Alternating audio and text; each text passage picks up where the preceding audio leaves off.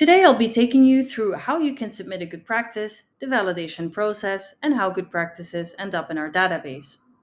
As part of your reporting tasks, you need to submit your good practices at the latest by the end of the core phase of your project. So, in order to do so, you need to go to our website, make sure you're logged in, and find good practices in the menu here. This will take you to your good practices dashboard. As you can see, I've already submitted a few, but for now, we'll look at how to submit a new good practice. So the first thing we'll ask you is the contact details of the person submitting the good practice. Here you can see this information is taken automatically from my profile. It can happen, however, that you are asked to submit for someone else. So for example, for your associated policy authority. If that's the case, you want to indicate a different contact person for your good practice, so you indicate yes. Here you can enter the email of the contact person. You just need to make sure that they are also a member of our Interreg Europe community, otherwise this does not work. Pay attention that the person you're indicating here as the contact person appears on the good practice page as the contact person, but you remain responsible for any improvements that might be requested throughout this validation process. The next question concerns whether you're submitting this good practice as part of an Interreg Europe project.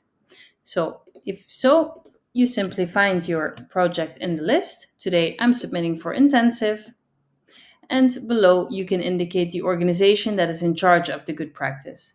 So, again, this information automatically comes from your profile, but should you want to indicate another organization that is actually responsible and has the contact, should be the contact for this good practice, you can indicate no here, and you can find the responsible organization based on country and select the organization in this list. Once you've made your selection, you can move on to the next step.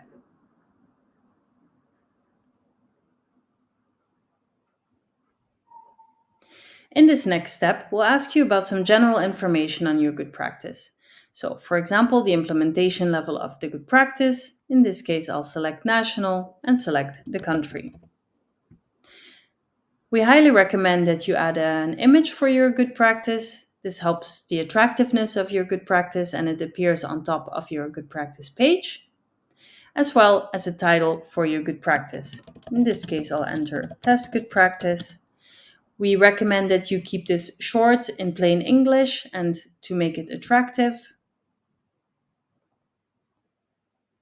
And we'll move to the next step. In this step, you'll enter detailed information on your good practice. So we highly recommend that the information you enter in this section that it's concise and well evidenced. First, we'll enter a short summary of the practice. So this is the first thing that people see when they browse our good practices database or your project website. So make sure that it's concise and to the point, written in plain English and attracts the attention. Then we'll move to the detailed information of the good practice. We'll add a time scale, so when did it start? When did it end? Or perhaps it's still ongoing.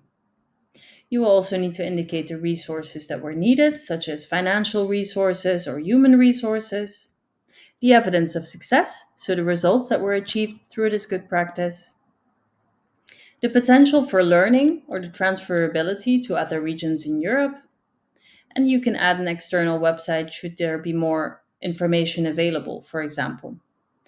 We also highly recommend to add tags to your practice because this helps our users find your good practice better on our website. So should your good practice, for example, be on climate change, you can add this tag. And if it's more specific, let's say your good practice is on financial instruments for climate change, you can add several tags. We'll move to the next step.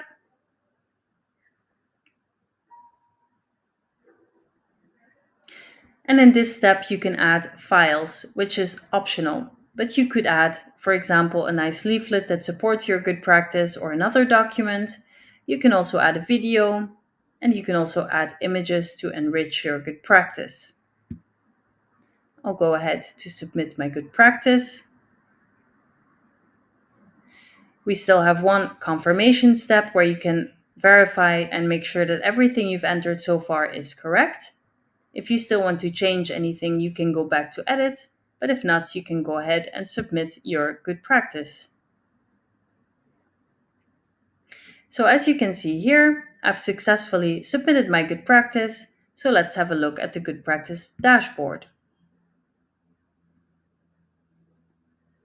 As you can see, the good practice I just submitted is well arrived on my dashboard and is now under validation by the web admin.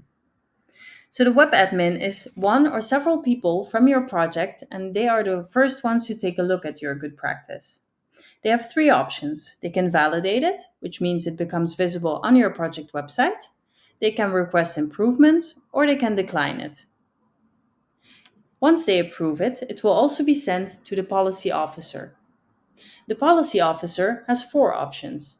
They can approve for reporting your good practice and decide to send it forward in the validation process to the policy learning platform thematic experts.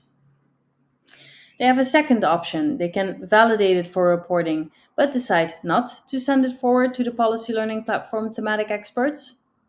They can request improvements or decline the good practice. So, in the first two options, your good practice can be counted for your reporting, but only in one case it will be sent down further in the validation process. So, let's consider this option. It's sent to the policy learning platform thematic expert. They have three options. They can validate your good practice, which means that it also becomes visible on the database. Our thematic experts choose the most inspiring and transferable good practices for the database, and they also write an opinion to highlight specific features of the good practice, and their opinion becomes visible on the good practice page itself, but it's only visible for people who are registered to our community. The thematic expert can also request improvements or decline the good practice. So these are the three steps that the good practice goes through. As you can see here in this section, we are in the in progress section. All the good practices are under validation by either of these steps. In the to do section, we can see good practices that might need my attention. So as I mentioned, in these three roles, all of them can ask for improvements. And as you can see, this is required from me in this good practice. If I would go to the feedback history, I can find out who has asked me for these improvements and what exactly should be improved. And then finally, we also have the closed section. In this section, you'll find good practices that have gone through the validation process and have reached an end. So in this case, we can see it went through all three steps as it's published on the project website, and it is validated for the good practices database. As I mentioned, the web admin is someone or several people from your project, so this could concern you. If you are a web admin for your project, keep in mind that you will see here several options. So right now we're seeing the dashboard as a community member. It can happen that when you're a web admin, you will see another option.